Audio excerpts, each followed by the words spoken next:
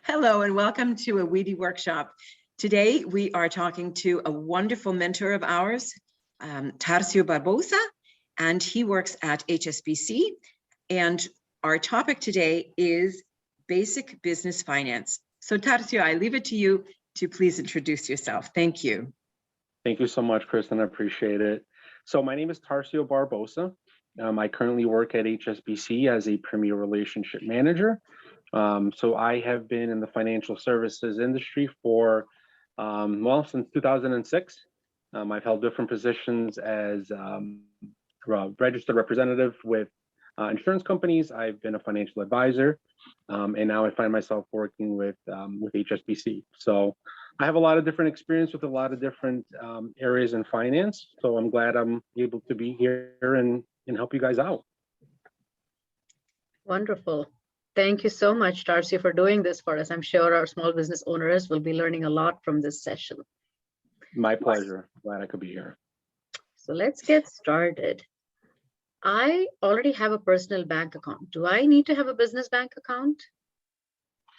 Yes, if you if you have a small business, whether it's small or large, you should have a separate business bank account. It's going to allow you to separate and keep track of your expenses and any profits that you have. So it's always good to keep a separate account for all of your business, proceeds.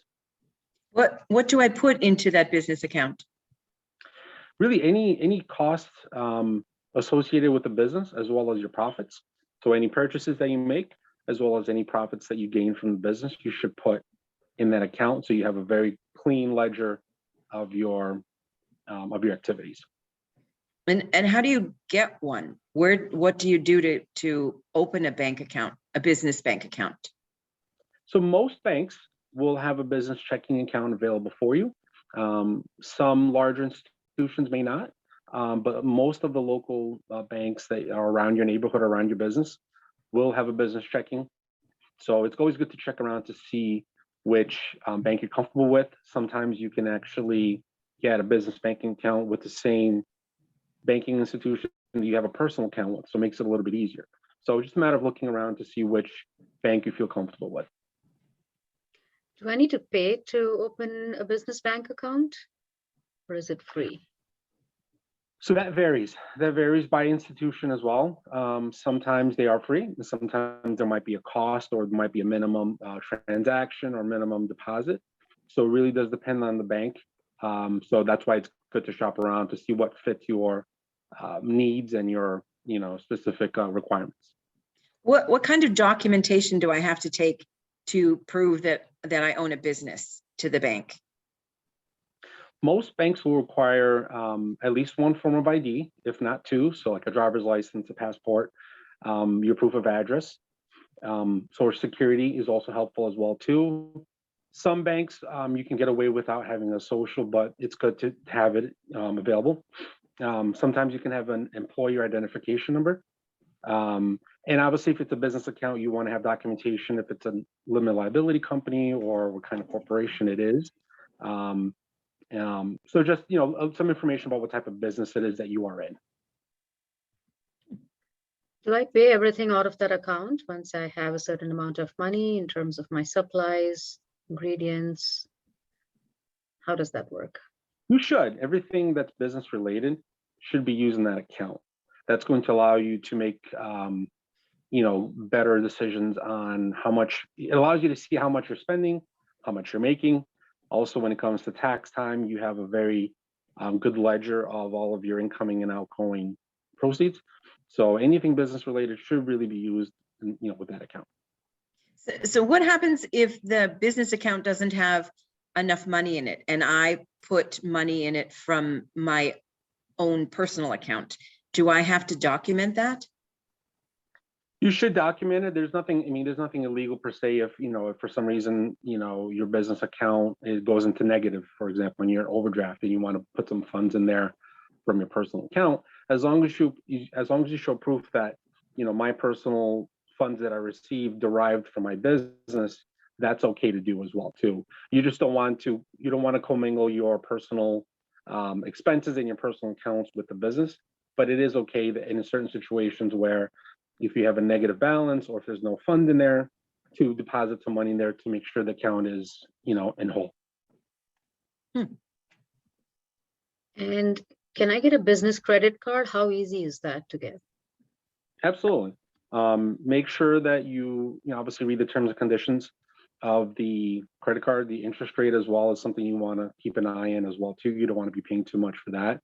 But again, the business credit card is good because you can gain points for your purchases. So if you're in retail space and you're buying a lot of product, that's a good way to build points. Just make sure you don't, you keep an eye on your spending.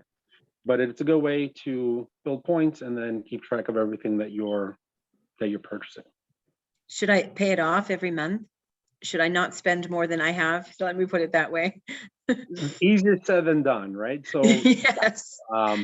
It should, ideally, you would want to spend as much as you're able to pay off at the end of the month. That is the best way of doing it because then you're not paying any interest on your credit card. So the more balance you have, the more interest you're gaining on your credit card balances each month. So ideally try to use an amount that you can pay off at the end of each month. Do they set the credit limit or is it just random? Is it based upon how much money I have or what my business is doing? How do they set a credit limit? So the credit limit is determined based off of your income and then your debt. So it's called debt to income ratio. They take a look at how much you make. They take a look at how much you have expenses, and expenses could be everything from, rent and outgoing funds and payments and everything like that. So they take a look and see where that ratio is.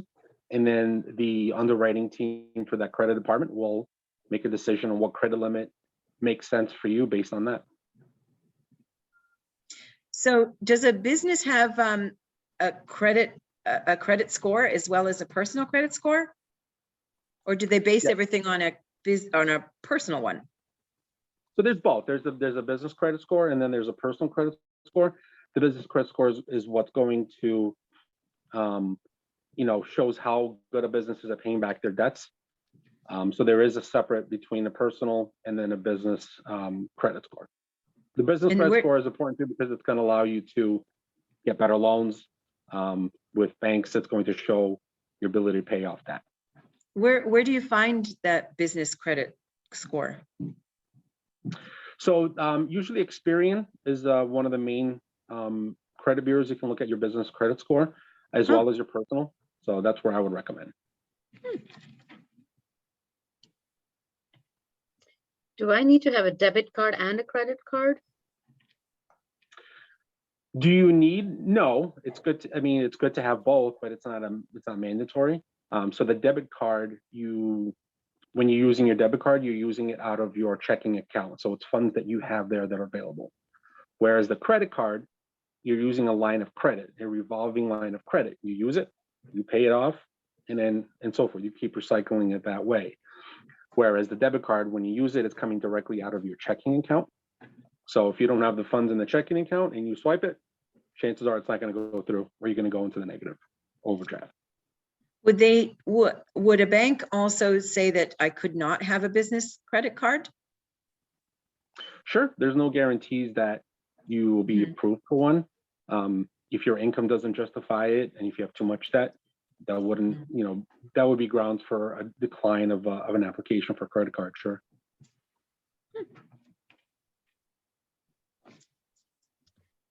Is there a way to recommend I keep track of all my business purchases? Yes. So with statements, you can keep track of your purchases, especially if you have a separate card, dedicated directly for that business account. That's a good way of keeping track of it. But you should have a record of all of your incoming, outgoing expenses or incoming revenue.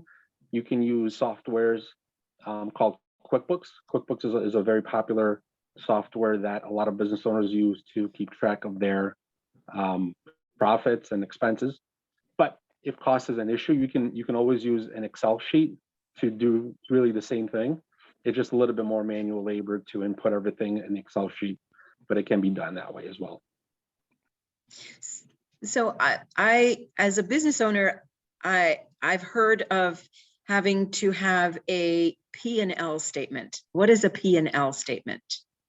So it stands for profit and loss statement. So it's a financial statement that summarizes the revenue, the costs, and expenses incurred during like a specific period of time, usually like a fiscal year or a quarter. It allows you to keep track of profits and losses that you had for that specific period of time. So people say a quarter. What does that actually mean? Quarter, so just it's 3 months. So January through March is one quarter. March or April through June is another quarter. So just 3 months. That's all it really is. And what's the difference between a P&L and a balance sheet? So the balance sheet is really it's a statement of the assets, of your liabilities, and capital of the business. So it's really detailing the balance of your income and the expenditure of the preceding. So it's a different form of credits and credits and debits of the business. So some business may have machinery and other goods and desks and chairs. So it's a different way of keeping track of your assets and liabilities. Do I need to use a software like QuickBooks, or can I have a bookkeeper who can help me do it if I don't understand how to do this? It's a good question. I always recommend, if possible, to use a CPA, which is a certified public accountant, to help keep track of your taxes and revenues and everything like that. But you don't have to. You can keep track, as I mentioned earlier, with an Excel sheet, with proper statements and keeping a good record keeping of all of your incoming revenues and outgoing debts. But again, you can use QuickBooks as well too, if you have the means to do so. QuickBooks is very good at that. A lot of accountants appreciate that when you're doing your taxes as well too. So you have some options based on your disposable income as to what you feel is comfortable for your specific business. What do you mean by disposable income? Could you explain that a little bit more? How much money you have left over after all of your expenses and payroll and making sure all of your monthly and weekly debts are paid. So disposable income is extra money that you have to use for luxuries per se, luxuries being software and things to help your business run a little bit smoother.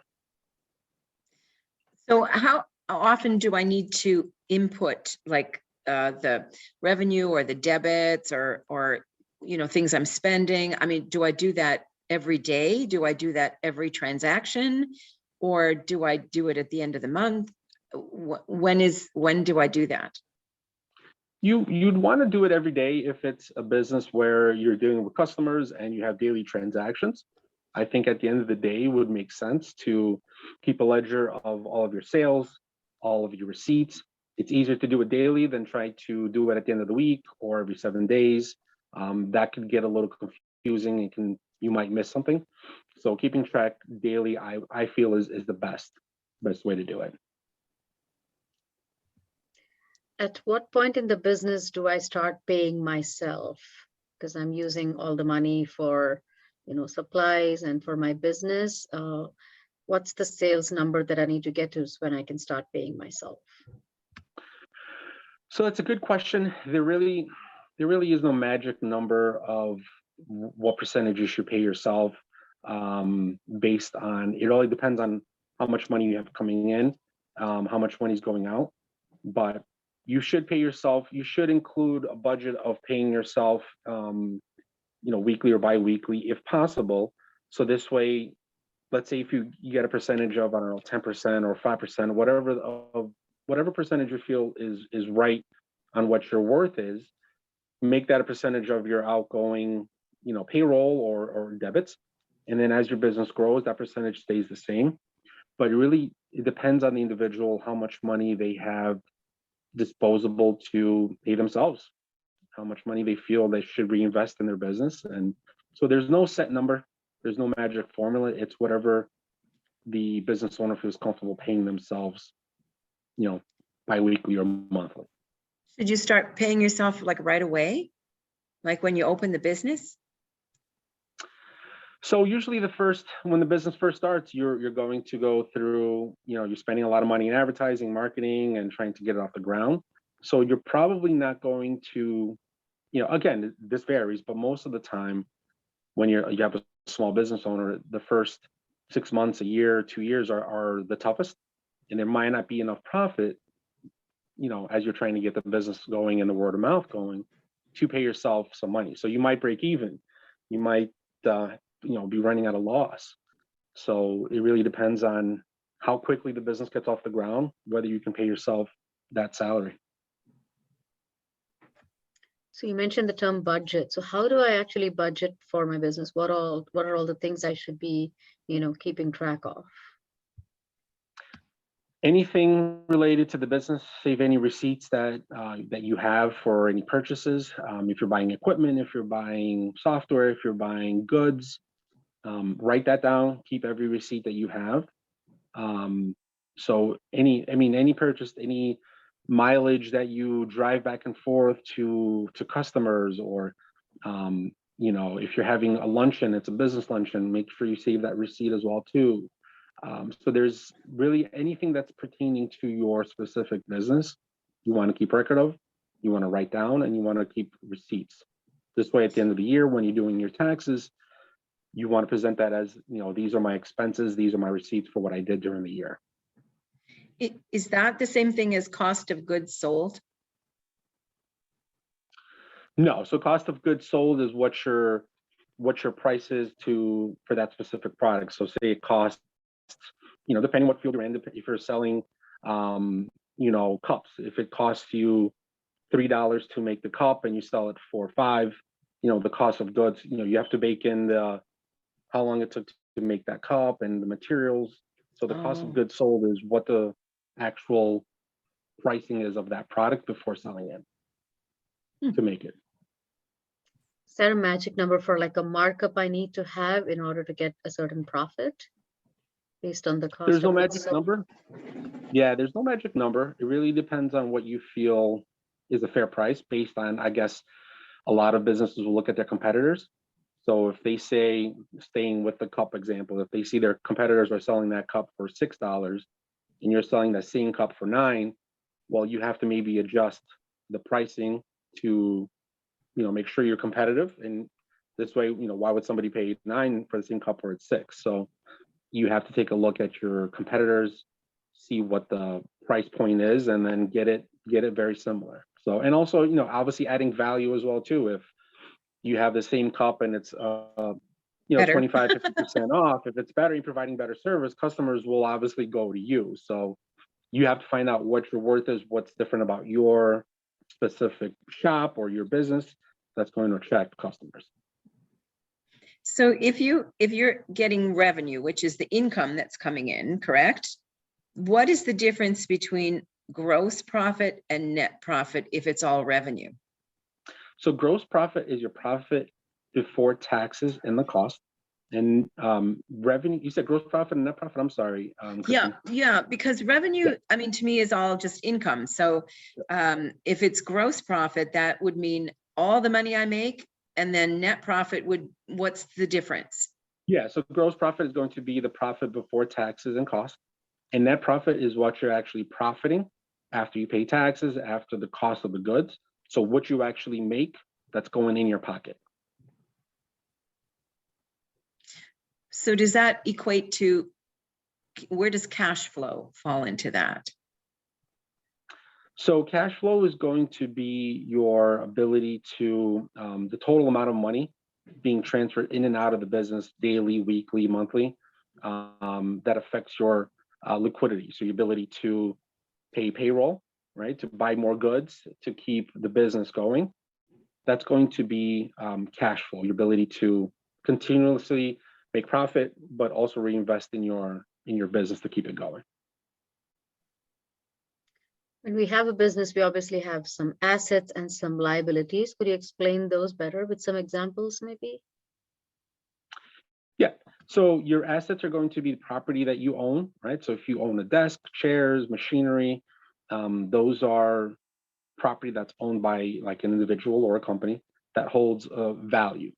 Liabilities is going to be defined as any debts or bills or costs associated with that specific business.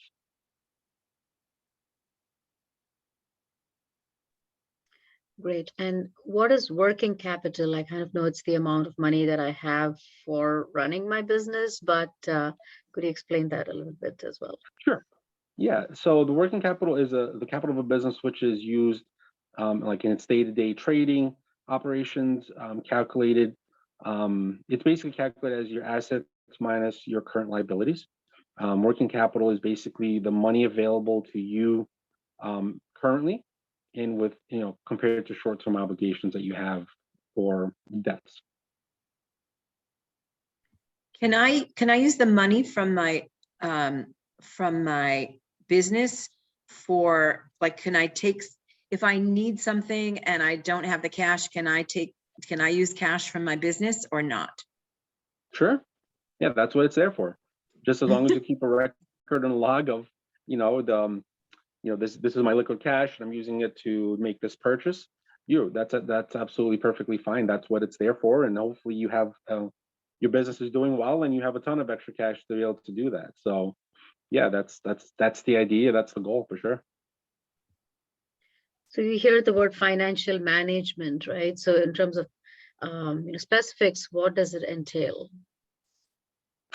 So financial management is just having a grasp on all your finances. So making sure you keep track of your how much it costs to run your business. What does it cost each week, each month, each quarter? Having an idea of when is my good weeks, when are my bad weeks?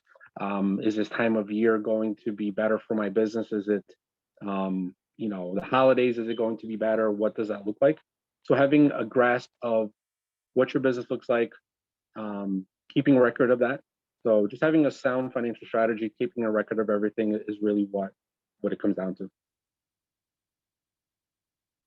It's very interesting. It sometimes it sounds like it's like very complicated. It's not really, is it?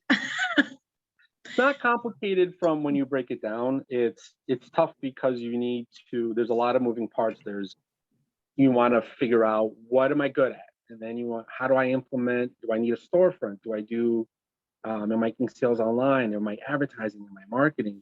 So there's a lot of moving pieces with running a small business, and not everybody's good at everything, right? So I was watching a show yesterday on TV, and it was a baker, and she's really, really good at making cookies, but she's not really good at running a business. So it's very hard to find somebody that's really good at their craft and really, really good at business. So that's why there's times when you have a partner. Someone is the financial person and someone is the product person. But don't be discouraged if you're having trouble from the financial part. That can be learned. That to me, I think, is the easiest part. The toughest part is finding something that you're good at and making that grow and opening up a business. That's having the will to get to that point to open up a shop is the toughest part, in my opinion. Is there one final advice or do's and don'ts that you want to give to our small business owners? I would just say do something that you love. I have a lot of respect for business owners, small business owners. As I just said, I have a lot of respect for individuals who find something they love and take that leap of faith and open up a business, whatever that is. But do something that you love. As long as you do it and you love it and enjoy it, you're going to be good at it. And treat people well because they're your customers. Everything else will fall in place. If you're not good with numbers, an accountant will help you with that. But take that chance. Do something that you really, really enjoy doing. Because not many people do. So if you're able to get to cross that line, I think that's very commendable.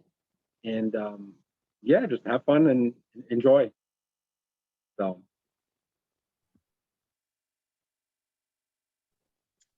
Wonderful. Thank you so much, Tarcio. This was so informative, and I'm sure all our business owners are going to be learning a lot from this. And Tarcio is also available as a mentor for advice. Yes. If you need it at any point of time, please feel free to reach out. Tarcio, would you like to share your email address? And then our business owners can reach you.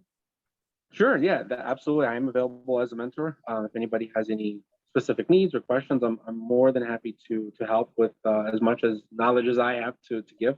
So my email address is my last name, which is Barbosa, BARBOSA .Tarcio, TARCIO @gmail.com. Terrific. Thank you so much. I know this is going to be very helpful, as Purnima was saying, to a lot of people. So thank you so much. Thank you for your time. Thank you for your expertise. And I know for sure we will be in touch again very shortly. My pleasure. Thank you so much for having me on. It was a lot of fun. Thank you so much. Thank you. Thank you, Tarcio.